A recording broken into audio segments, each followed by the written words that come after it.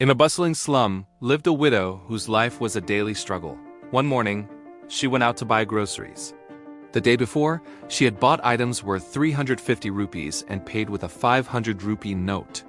The shopkeeper, in his haste, returned 160 rupees instead of the correct 150. All night, the widow couldn't sleep. That extra 10 rupees, a small amount to many, weighed heavily on her conscience. It wasn't hers to keep, as she knew she had to return it. The next day, she walked back to the shop, the 10 rupee note clutched in her hand. When she explained the situation to the shopkeeper, he was utterly astonished. He hadn't even noticed the mistake. He looked at this woman, dressed in simple, worn clothes, and was deeply moved by her integrity.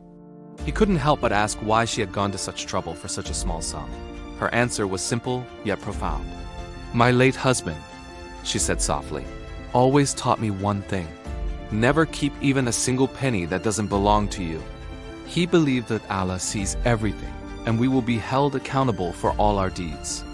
He warned me that the consequences of our actions, good or bad, can even fall upon our children. I couldn't bear the thought of my children suffering for my mistake." The shopkeeper was humbled by her wisdom. He thanked her profusely, not just for the money, but for the powerful lesson she had taught him. Her act of honesty, born from a deep-seated faith, had a ripple effect that she could never have imagined. Just as the widow was leaving, a man who had been in the shop overheard her story. He was a friend of the shopkeeper and had also sold some goods to the widow the previous day. A wave of guilt washed over him.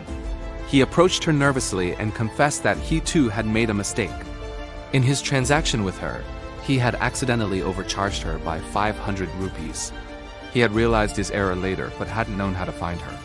Now, hearing her speak, he felt an urgent need to correct his wrong. He handed her the 500 rupees, his face a mixture of shame and relief. "Please forgive me," he said. "I'm so glad I found you. I couldn't have lived with myself knowing I had taken what was yours."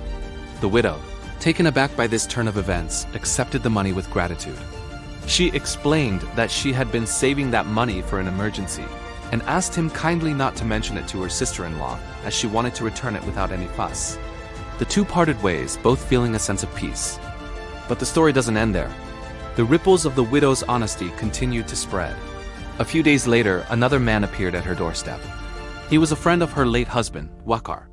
It had been years since Wakar had passed away, and the widow barely recognized him.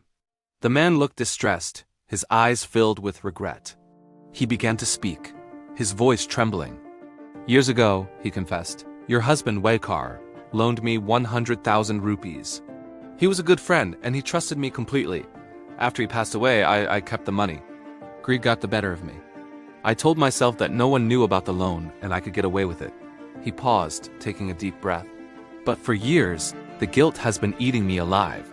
Every day I remembered Wakar's kindness, and every night I thought about my betrayal.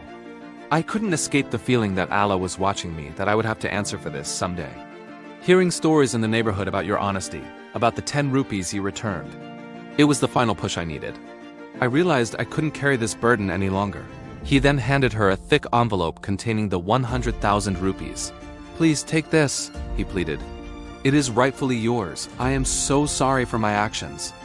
I hope you can find it in your heart to forgive me. I want to make things right before it's too late." The widow was overwhelmed with emotion. 3 separate acts of honesty, all stemming from her simple decision to return 10 rupees. She saw her husband's teachings come to life before her very eyes. It wasn't about the amount of money. It was about the principle of living truthfully. She looked at the people around her, their faces reflecting a newfound understanding. She shared her husband's wisdom once more, reminding them that no deed, no matter how small, goes unnoticed in the eyes of the divine. "Our actions," she explained, "create a legacy that can either burden or bless our loved ones. A small lie can lead to great harm, but a small act of truth can inspire immense good." This widow's story became a powerful lesson for the entire community.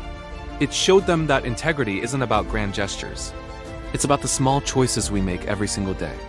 It's about returning the extra change, admitting a mistake, and honoring a promise. It's about understanding that true wealth is not in what we have, but in the honesty of our character. Her courage to do the right thing, even when it was difficult, prevented harm, corrected wrongs, and inspired a wave of righteousness that changed many lives for the better. Let this story be a reminder for all of us.